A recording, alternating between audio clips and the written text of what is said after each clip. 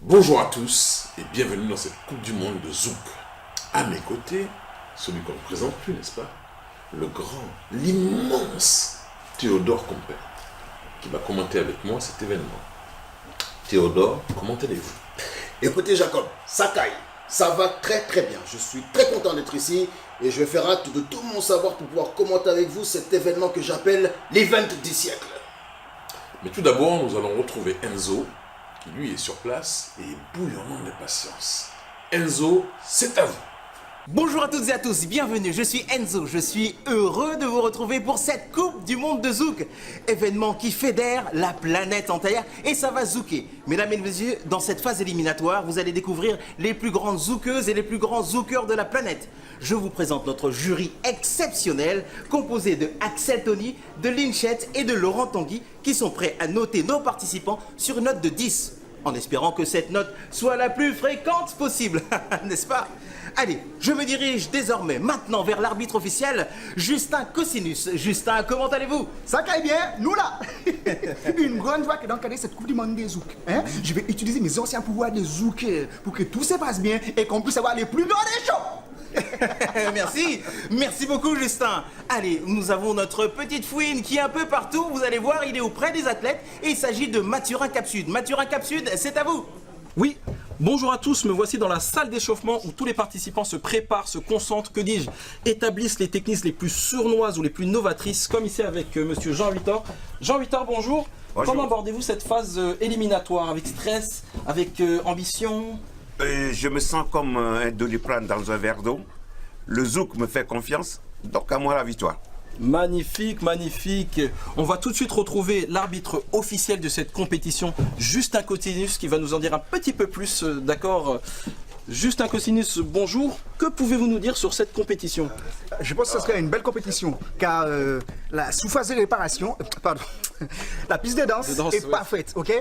Regardez, les conditions climatologiques, vraiment parfaites, sont très bonnes. Bah, du coup, tout se passe à l'intérieur, on n'est pas dans un stade? Mais un zouker, avant tout, c'est un joueur. Hein? La piste de danse, c'est un stade. D'accord. Il faut savoir que chaque danseur est sélectionné par rapport à ses capacités de danse. Ce n'est pas par hasard qu'ils sont là. D'accord. Et du coup, quel type de test mettez-vous en place pour le jugement? Et par exemple, les tests de l'esquivage des plots. Ok. Ça permet d'esquiver, de chalouper, de danser, de revenir, tu vois, tu vois, bon, non, bien, on est bien, on a vite. Je peux te zouker là vite fait? Non, je te zouk pas, parce qu'on est professionnel. Voilà, c'est dans ce cadre-là. D'accord. J'espère que vous voyez un petit peu plus les moyens techniques mis en place. À vous, Enzo. Merci Mathurin. Je rappelle que cet événement ne se ferait pas sans nos sponsors. Caresse, Afro-Caribéenne, Air Accra, Boudin Chabin, Miss Ultramarin et le grand parrainage de la FFZL, Fédération Française de Zouk Love. Encore merci pour leur soutien et leur infidélité. Alors les règles sont simples. Un arbitre, des juges pour analyser tous les événements et surtout la règle des 3C. Cadence, chaloupé et charisme. Tout à fait Jacob. Et en préalable, il faut bien expliquer à nos téléspectateurs que nos athlètes ont une condition physique irréprochable et qu'ils subissent une batterie de tests avant d'être sélectionnés. Effectivement, il faut expliquer aux novices comment se danse le zouk. Oui, je crois qu'il est très important de montrer quelles sont les bases du collet serré. Nous découvrons pour cette démonstration les taxi-zoukeurs qui sont des professionnels mais qui sont aussi des participants à cette Coupe du Monde.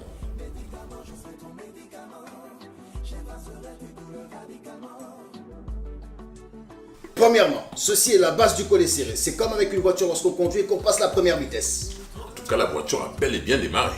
Ici, on voit la berline, enfin les taxi-zoukeurs effectuer le mouvement rotatif. Donc l'effet de tourner est un plus apparemment. Mais c'est la base, je dirais même que c'est l'essence du zouk. C'est comme une horloge. Si les aiguilles ne tournent pas, le temps s'arrête. Et toujours tourner dans le sens des aiguilles d'une montre, sinon ça crée l'effet papillon. Heureusement qu'il y a des connaisseurs comme vous, Théodore. Mais vous êtes 7ème Dan, je crois. Mais tout à fait, je suis 7ème Dan junior. Là, on voit les taxi-zoukeurs en train de pratiquer l'ascenseur. Ce pas qui permet de passer à l'étape supérieure et d'entrer dans la phase qu'on appelle Zouk Love. Voilà Jacob, on y est. Maintenant on ne joue plus. Pratiquer l'ascenseur, c'est défier la gravité. Et pour les plus talentueux, c'est la possibilité d'accéder au 7ème étage. À éviter pour ceux qui ont des vertiges.